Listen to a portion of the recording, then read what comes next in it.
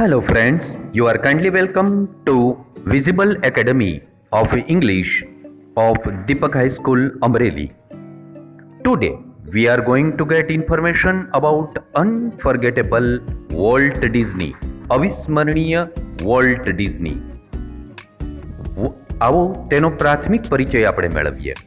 Walter Elias Disney was American entrepreneur, animator, writer, voice actor, and film producer. A pioneer of the American animation industry.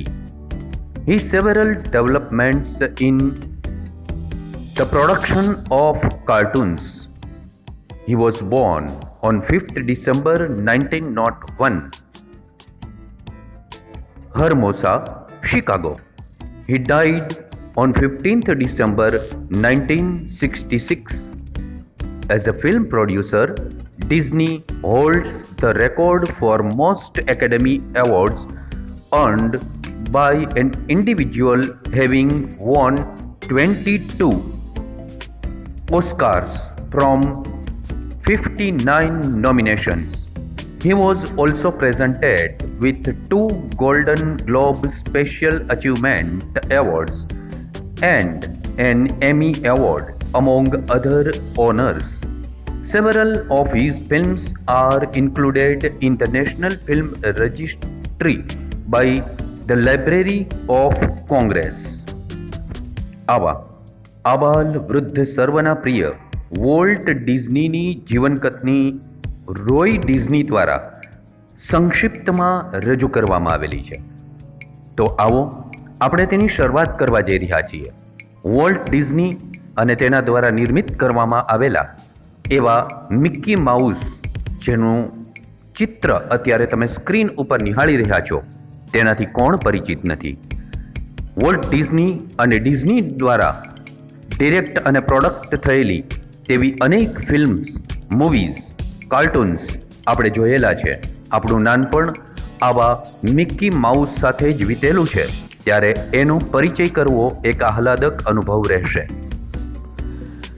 તમારી ધોરણ 12ની English second લેંગ્વેજની text બુકના page number 11 પર left સાઈડના part પરથી શરૂ કરીએ. ખૂબ કાળજીપૂર્વક અભ્યાસ કરી મસ્ત સફળતા પ્રાપ્ત કરો એવી ખૂબ ખૂબ શુભકામનાઓ.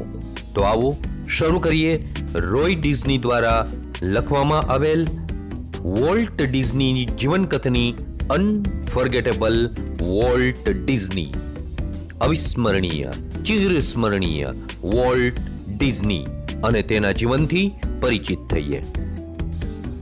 My brother Walt is no more. મારો ભાઈ વોલ્ટ, નો મોરનો અર્થ થાય અવસાન થવું, એટલે કે હવે આ પૃથ્વી પર નથી. યેટ, છતાંય પણ. હિઝ ઇન્ફ્લુઅન્સ, તેની અસર. ઇન્ફ્લુઅન્સનો અર્થ થાય અસર. લિંગર્સ, લિંગર એટલે જોડંબવું અથવા તો જતાવાર લાગવી. Like a living presence over the studio. હવે સ્ટુડિયોના અર્થમાં વિશેષતા બતાવવા માટે વેર સંયોજકનો ઉપયોગ કરવામાં આવેલો છે. તમે જોઈ શકો છો, વેરથી સંયોજાયેલું આ વાક્ય એડવર્બ ક્લોઝ ઓફ પ્લેસ તરીકે ઓળખવામાં આવે અને તેને ફંક્શનની દ્રષ્ટિએ ડિસ્ક્રાઇબિંગ પ્લેસ કહેવામાં આવે. વેર he turned out the cartoons, કે જ્યાં તેમણે કાર્ટૂન્સ રજૂ કર્યા, એટલે કે દોરી બતાવ્યા. નેચર ફિલ્મ્સ, પ્રાકૃતિક સૌંદર્યને રજૂ કરતી હોય તેવા ફિલ્મ્સ બનાવી. અને ફીચર મૂવીઝ અને રૂપક કહી શકાય તેવા ચલચિત્રોનું નિર્માણ તેમણે ત્યાં કર્યું.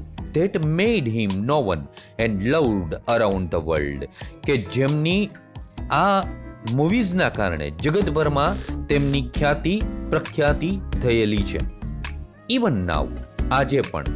As I walked around the studio crew, જ્યારે હું સ્ટુડિયોમાં સંપર્ક કરું છું, આંટો મારું છું, તેવા સમયે I half expect to encounter that tall country boy figure.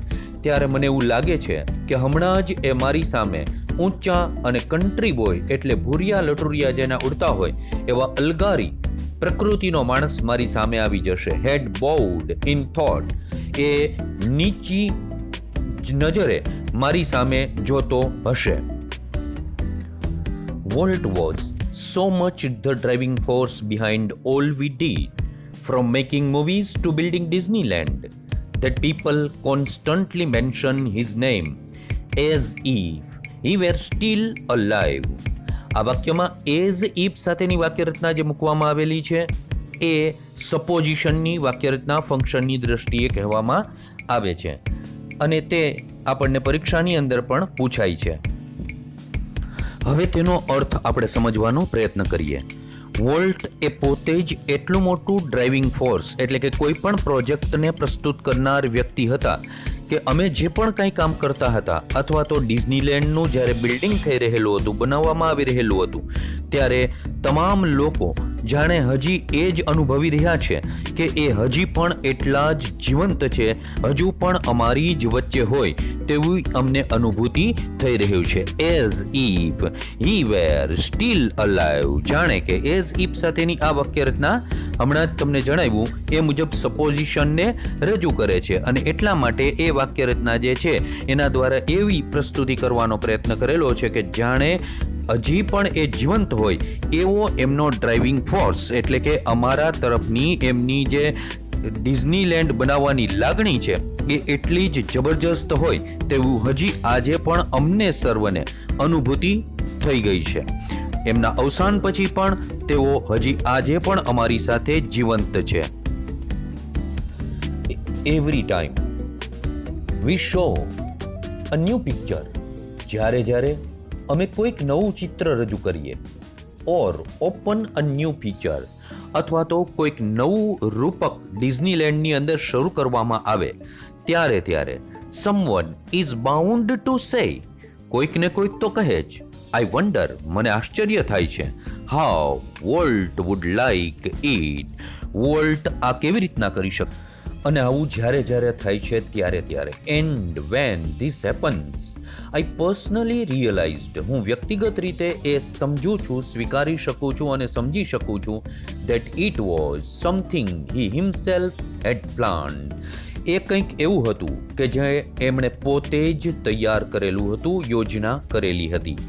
For many imaginative, for my ઇન્ડસ્ટ્રીયસ imaginative brother left enough projects in progress to keep the rest of us busy for many years. મારા કલ્પનાશીલ અને ઉદ્યમી એવા ભાઈએ મારા માટે ઘણા બધા વર્ષો સુધી ચાલે તેવા અનેક પ્રોજેક્ટ્સ મૂકીને ગયા અને જેને પરિણામે અમે સર્વે જેટલા પ્રોજેક્ટ અથવા તો મૂવીઝ કે કાર્ટૂન્સ બનાવીએ તેમાં તેની એક અલગ જ છાપ અમારા તમામ પ્રોડક્શન ઉપર અમને જોવા મળી રહેલી હતી.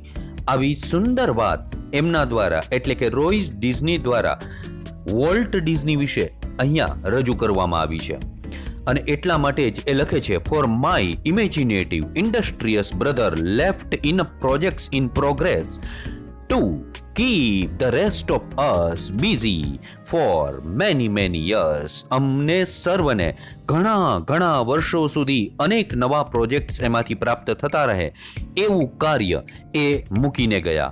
આમાં ઇમેજિનેટિવ અને ઇન્ડસ્ટ્રીયસ એ બંને શબ્દો એડજેક્ટિવ કહેવામાં આવે છે.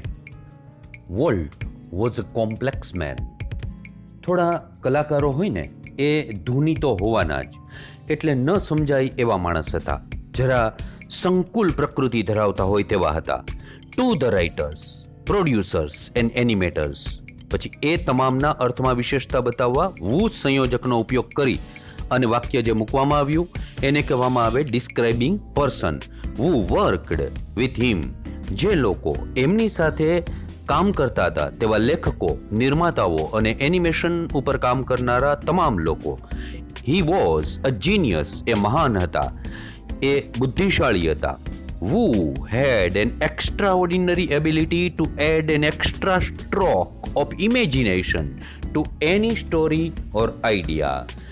એમનામાં એવા ગુણ હતા કે એક સામાન્ય સ્ટોરીમાં પણ એ એમની કલ્પના દ્વારા, એમની ક્ષમતા દ્વારા એ એક નવીનતાનો સ્ટ્રોક ઉમેરી દઈ શકતા હતા. આ વાક્યમાં પણ જીનિયસના અર્થમાં વિશેષતા દર્શાવવા માટે who had an extraordinary ability વાળું વાક્ય આવેલું છે. To the millions of people who watched his TV show, લાખોની સંખ્યામાં લોકો કે જેમણે તેમના ટીવી શો જોયા છે તે લોકો. He was, એમના માટે વોલ્ટ ડિઝની કેવા હતા? He was a warm, એક હુંફાળા હૃદયના માનવી, કાઇન્ડલી પર્સનાલિટી, કે જેઓ ઉત્તમ, ઉમદા, દયાભાવવાળું વ્યક્તિત્વ ધરાવે છે તેવા માણસ. Bringing fun and pleasure into their homes, એમના જીવનની અંદર હંમેશા સુખ, આનંદ, ખુશી લઈ આવવાનું કામ કરનાર વ્યક્તિ એટલે વોલ્ટ ડિઝની. આ વાક્ય to the millions of people, એમાં વુના અર્થમાં વિશેષતા બતાવવા એડજેક્ટિવ ક્લોઝ આવેલું કહેવાય અને ફંક્શનની દ્રષ્ટિએ describing person. To the bankers who financed us, I am sure he seemed like a wild man, hell-bent for bankruptcy. To the bankers, એટલે કે અમને ફાઇનાન્સ કરવાવાળા વ્યક્તિઓ માટે. એ જમાનો એ હતો કે જ્યારે કોઈ કાર્ટૂન વેચી, એટલે કે બાળકોને મજા આવે એવા રમકડા જેવા કાર્ટૂન ટીવી સિરિયલ તરીકે અથવા તો છાપીને લોકો સુધી પહોંચવામાં આવે અને તેના કોઈ પૈસા આપે, એ અતિશયોક્તિ ભરેલું હતું. અને એટલા માટે આવા વ્યક્તિઓ, એ લેખક કહે છે, I am sure he seemed like a wild man, એક બિલકુલ જંગલી માણસ જેવું વર્તન એમનું એ બાબતમાં ગણાતું હતું. હેલ બેન્ટ, ગમે તે ભોગે મેળવનાર વ્યક્તિને હેલ બેન્ટ કહેવાય. ફોર બેન્ક્રપ્સી, બેન્ક્રપ્સી એટલે દેવાળિયું. આવા વ્યક્તિઓ અચૂકપણે દેવાળિયા જ બનવાના હોય, કારણ કે તેમાંથી તેમને પૈસાની કોઈ પ્રાપ્તિ થવાની હોય એવું જવલ્લે જ બને. અને એટલા માટે બેન્કર્સ માટે એક વાત માન્યામાં ન આવે તેવી હતી. To me he was my amazing kid brother, full of impractical dreams that he made come true.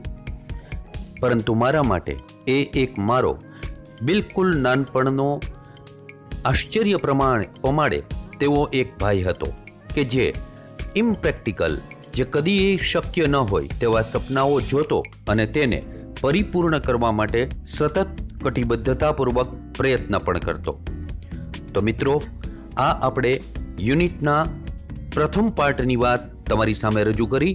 Read 1 છે યુનિટ નંબર 2, તેનું રીડ 1 અનફર્ગેટેબલ વોલ્ટ ડિઝની. ડિસ્ક્રિપ્શનમાં આપવામાં આવેલ એક્સરસાઇઝ અચૂક કરશો